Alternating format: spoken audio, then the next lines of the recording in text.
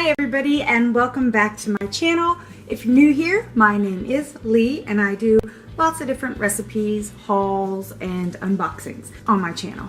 Today I'm going to be doing a lower carb version of stuffed bell peppers. This video is part of a low carb / keto collaboration that I am hosting with the YouTube COLLABs group. There are a few other ladies who are joining in, so I will leave the link to the playlist in the description box below and in the cards up in the right hand corner of your screen. So make sure you go and check out all the other videos. Also, if you are a YouTube creator, there will be a link to the YouTube COLLABs Facebook group, and you can go ahead and go check that out and see if that's something you'd be interested in joining as well. The first step is to cut the top off of your 6 bell peppers, and of course you can use any color peppers you like. And then you just want to take out the seeds, put them in a pan. If they don't sit up nicely like mine are doing right now, you can cut just a little bit off the bottom, but mine are sitting up so nicely, I don't think I need to do that. So then you need 2 pounds of ground beef. You just want to brown that up, get that going. And to this, I'm going to add 2 teaspoons of granulated garlic or just garlic powder, 2 teaspoons of onion powder, 1/2 to 1 teaspoon of ground black pepper, and crushed red pepper flakes to taste. Probably adding about 1/2 teaspoon. I almost forgot, you need 1 tablespoon of Worcestershire sauce.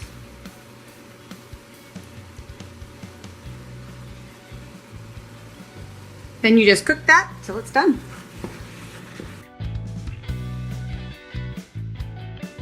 Okay, the ground beef is done. I did buy some cheaper ground beef this time, so I did have to drain a little bit of the fat out, but you don't have to, that's up to you. Next, I'm going to take 2 cups of riced cauliflower. You can do your own in a food processor, but I just bought this. This is from Trader Joe's. I got it in my last Trader Joe's haul, and it is actually still frozen. I'm gonna add this in. And stir it around a bit.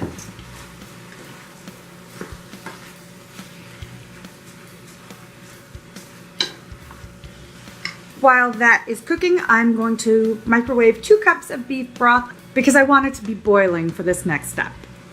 The broth is now nice and hot. I'm going to add 1 can of tomato paste. This is a 6-ounce can. Then I'm just going to sprinkle in, I don't have any measurements for this, some black pepper, onion powder, garlic powder. You could even do a little Worcestershire sauce if you feel like it. I'm not going to. So you want to whisk this all together. It smells good, it smells like tomato soup. Then you want to pour half of it in your ground beef mixture and half of it in the bottom of the pan.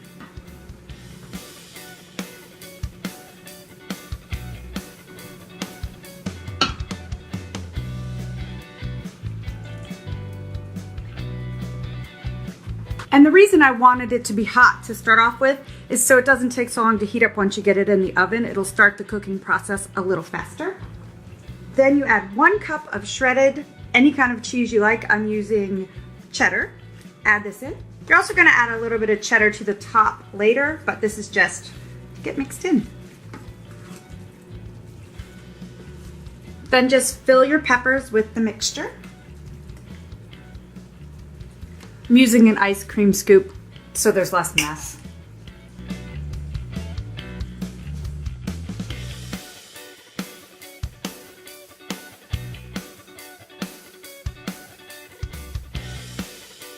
Now you just want to cover them with foil and pop them into a preheated 375-degree oven.